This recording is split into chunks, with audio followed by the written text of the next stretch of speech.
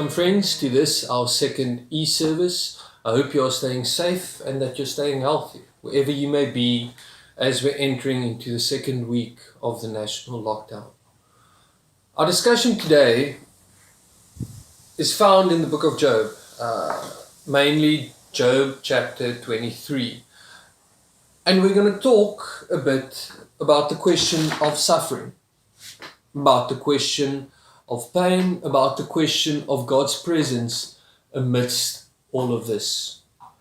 A question that we can frame more or less as, where is a just God in an unjust world? Where is a good God in a world that doesn't seem to be that good? Now, the book of Job itself forms part of the wisdom tradition that we find in the Old Testament. Other books also found within the wisdom tradition are books like Ecclesiastes, Proverbs, Lamentations. These 4 books, there may be more, I'm not quite sure, I may be missing one. But these 4 books give us some insight into the thoughts of the ancient Hebrew thinkers, into the philosophy of the ancient Hebrew people, the questions with which they concerned themselves, and the questions that often stood at the heart of their doubts within their faith. Job itself is very much orientated towards the question of suffering, the question of God's presence amidst suffering, the question of why does a good God allow suffering to happen? Why does a holy God allow unholy acts to happen?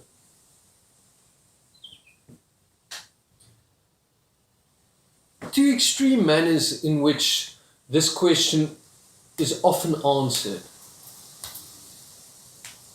takes the form of one of 2 responses. The first response, the initial instinct that people often have when they're confronted with the question of, but where is a good God when the world isn't good? Why does God allow evil things to happen? Is a denial of God's existence. Is to say, but that good God doesn't exist. Because everything I see around me tells me He doesn't exist. All the pain, all the hurt, all the suffering that happens each and every day is a negation of God's existence. How can you tell me that there is a good God when a woman is being raped? How can you tell me there's a good God when a child is being molested?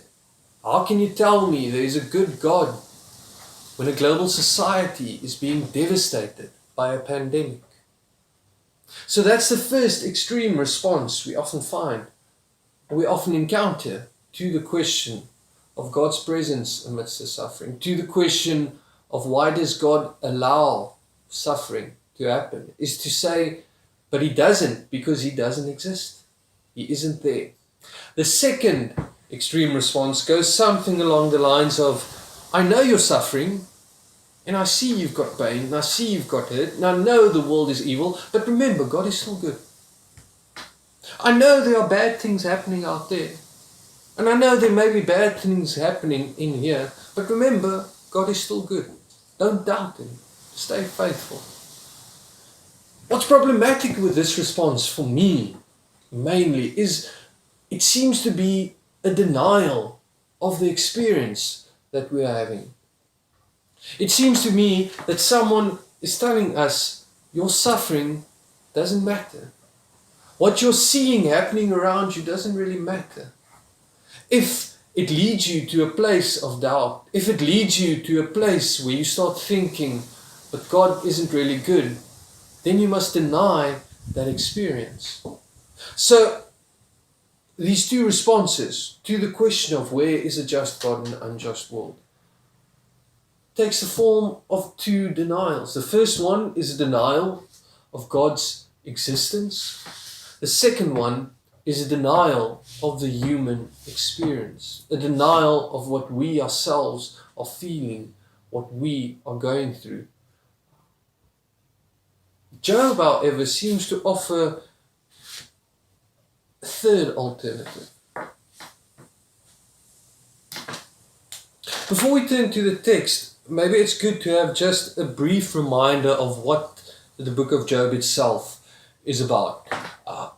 Job starts off with some of the angels and the adversary coming to God, and God telling them, "Do you see my servant Job? Look how good he is. Look how holy he is. Look how righteous he is. Look how much he fears me. This truly is a man of God."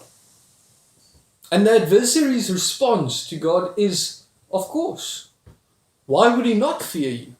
Why would he not praise you? Why would he not believe in you? See how you have blessed him throughout his life. See the family that you have given him. See the land that you have given him. See the prosperity and the peace that you have provided to him. Of course he'll bless you. Of course he'll love you. And God tells the adversary, fine. Okay. You can do whatever you want to with the things that Job has got, but you're not allowed to touch him. But everything that he has earned throughout his life, everything that he has been given, everything that he has received, I place over into your power. You can do what you want as long as you do not touch Job. And then the adversary goes forward and he strips Job of everything he has. Job's family dies, all his children die, all his possessions disappear, all the prosperity comes to nothing, until Job himself is left on an ash heap. And throughout all this, Job becomes angry at God. Job challenges him. Job asks him, "Why have you left me? Why do I not experience your presence? Why do I not feel that you are with me?" We also find 3 friends coming to Job, trying to help him understand why he is experiencing this suffering, why these things are happening to him. Because for all intents and purposes, Job was a good man. Job did not deserve this to happen. Job was unaware of the conversation that happened between God and the adversary. So to Job's eyes, all of these things seemed fundamentally unfair. He was sitting there and asking, "But why is this happening? What have I done to deserve this?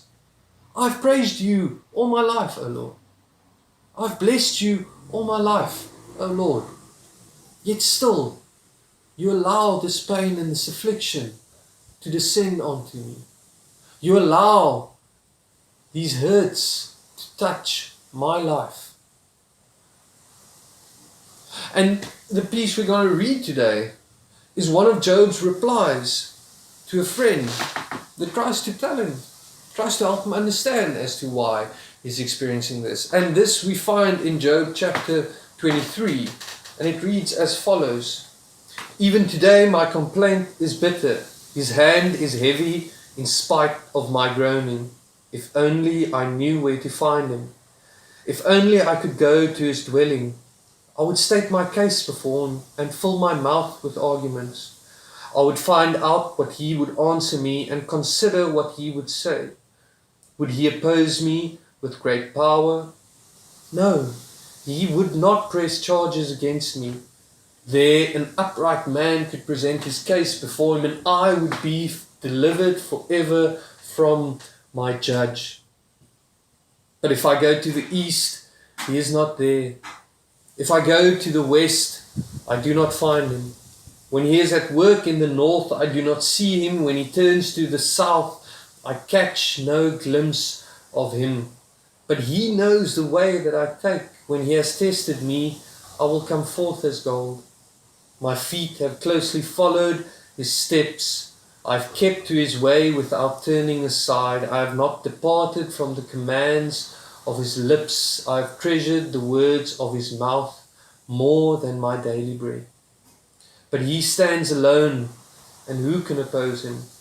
He does whatever he pleases. He carries out his decree against me, and many such plans he still has in store. That is why I am terrified before him. When I think of all this, I fear him. God has made my heart faint. The Almighty has terrified me. Yet I'm not silenced by the darkness, by the thick darkness that covers my face.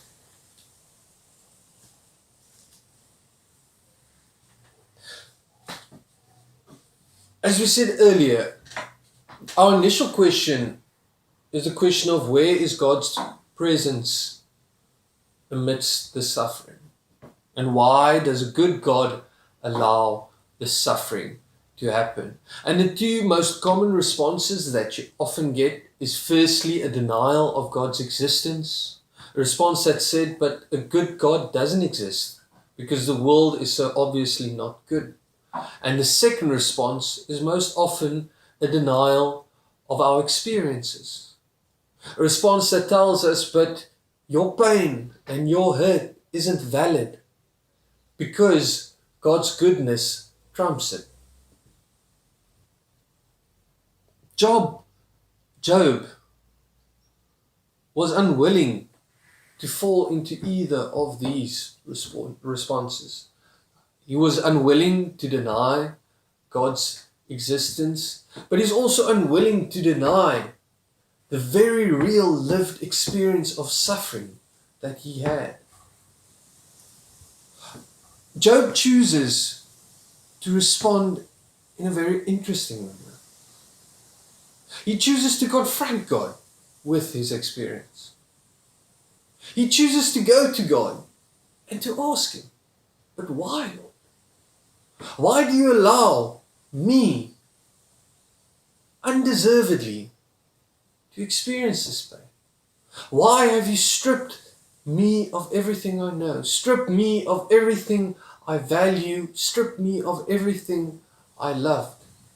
Why do you do this to me?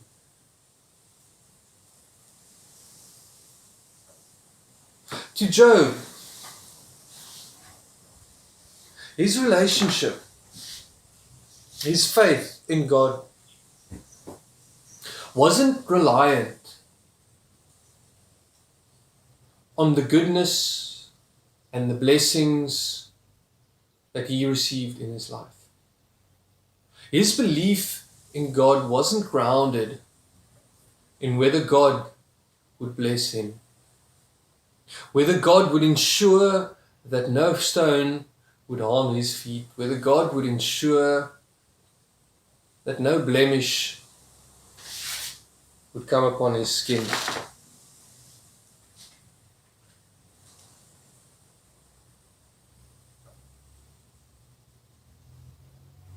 Job's relationship with God, Job's faith in God, was grounded in the honest and an open relationship with God. A relationship when Job had the space to confront God with these very intense questions, with these very real fears and concerns that he had. A relationship where he felt able to go to God and to ask him, why, Lord? Why do you allow this to happen? I feel you are being unfair. I feel you are not treating me right. I feel you are neglecting me. I feel you have deserted me. I do not experience your presence. Even if I turn north, south, east, or west, I feel abandoned. And even though I know that you are the mighty one, even though I know that you are the Holy One, I will not be silenced. I will ask you, where are you? And I will ask you, why do you allow this to happen? So Job seems able to hold on to both ends of these extremes. To acknowledge God's existence, the truth that God is always there, even though we may not be able to see him, even though we struggle to experience him. but also to acknowledge the truth of his experience. To acknowledge that he is suffering unjustly, that he is experiencing pain undeservedly, that he feels God is mistreating him relentlessly. And I think what this current crisis, that not just South Africans but people across the globe is experiencing, is a crisis within which we are very concretely confronted with this question as to where is a good God present in a world of pain and suffering? Where is God when people are dying? Where is God when a pandemic has been unleashed across the globe? And I think what Job shows us is that there isn't necessarily a clear and an easy and a simple answer to that. There isn't necessarily a way in which a few words can make this current situation understandable. But that, as Job, we can rather strive to just at least be honest towards God in this time. Admitting to Him that yes, we are fearful. Yes, we doubt. And yes, we maybe even possibly blame you for that. That is the mark of a true and honest and open relationship with God. God is good, but sometimes our experiences may not show that. And I believe we are allowed to admit that to God, to confront Him with that, and to ask Him, but why?